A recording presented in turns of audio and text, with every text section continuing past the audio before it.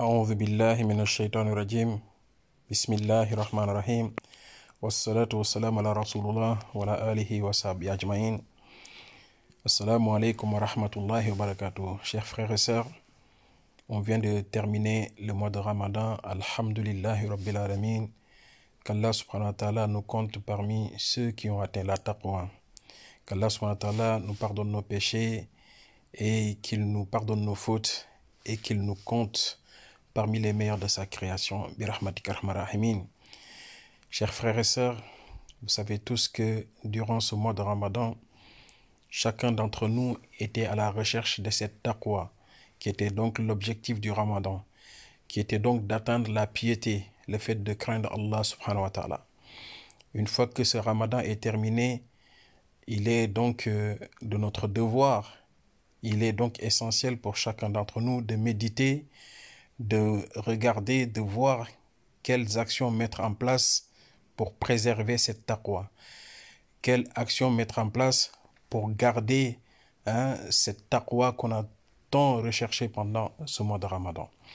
Chers frères et sœurs, l'une des premières actions à réaliser pour préserver cette taqwa, c'est donc de s'inscrire comme objectif de jeûner les 6 jours de Shawwal. Vous savez tous que le prophète Mohammed sallallahu alayhi wa sallam nous avait dit que celui qui jeûne le mois de Ramadan, puis fait suivre 6 jours du mois de Shawwal, 6 jours de jeûne, c'est comme s'il avait jeûné l'année entière. Donc essayons d'avoir cette récompense en jeûnant les 6 jours de Shawwal. Pour préserver cette taqwa, il est également essentiel de s'inscrire dans la durée, durant toute l'année, de faire comme le prophète Mohammed sallallahu alayhi wa sallam avait l'habitude de faire ce qu'on appelle les jeûnes surérogatoires, du lundi, du jeudi, Ayyamul Bid, les 3 jours blancs, etc. Donc essayons donc d'avoir ce programme tout au long de l'année. Cela permet, Inch'Allah, de préserver cette taqwa. Tout au long de l'année, il convient également de s'inscrire comme objectif d'être proche du Coran, d'avoir une lecture assidue du Coran comme on l'a fait pendant le mois de Ramadan. Le fait de faire cela, le fait d'être assidu à la lecture du Coran, Inch'Allah, cela va permettre de préserver notre taqwa. Chers frères et sœurs, on avait l'habitude de fréquenter les mosquées, d'aller plus souvent à la mosquée. Avec cette fin de Ramadan, si on veut continuer à préserver notre taqwa, essayons d'avoir une fréquence beaucoup plus soutenue à la mosquée. N'attendons pas juste les Ramadans pour aller à la mosquée. Essayons d'y aller beaucoup plus souvent. Cela va permettre, Inch'Allah, de préserver cette taqwa. Chers frères et sœurs, on avait l'habitude de faire les prières surrogatoires derrière l'imam, les prières de Tarawih, les prières de Tahajjud, Qiyamul Layl à la maison. Donc ces prières surrogatoires, on ne doit pas les délaisser. Continuons à faire le Qiyamul Layl, de se lever la nuit pour prier, de faire le Tahajjud de temps en temps. Cela va permettre, Inch'Allah, de préserver la taqwa.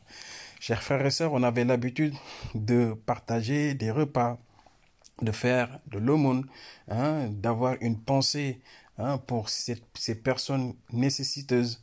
Et donc, continuons en fait à avoir cet élan de solidarité.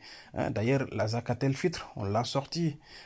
Continuons donc d'être généreux envers les personnes qui sont nécessiteuses. Cela permet, Inch'Allah, de préserver la taqwa.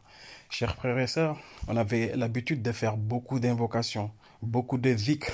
Allahumma innaka afoun tuhibbul afwa fa'fu anna. On avait l'habitude de faire beaucoup d'invocations, des demandes de pardon, plein d'autres formules.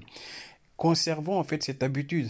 Conservons cette habitude en apprenant en fait les invocations sunnah que le prophète Mohammed sallallahu alayhi wa sallam nous a donc enseignées. Chers frères et sœurs, il est donc essentiel pour chacun d'entre nous de préserver en fait ses acquis. Le mois de Ramadan est passé, mais le Seigneur du mois de Ramadan, c'est le Seigneur également des 11 mois restants. Et donc ici, essayons, Inch'Allah, de continuer dans la même lancée. Essayons de préserver cette taqwa pour donc être parmi les plus rapprochés de Allah subhanahu wa ta'ala.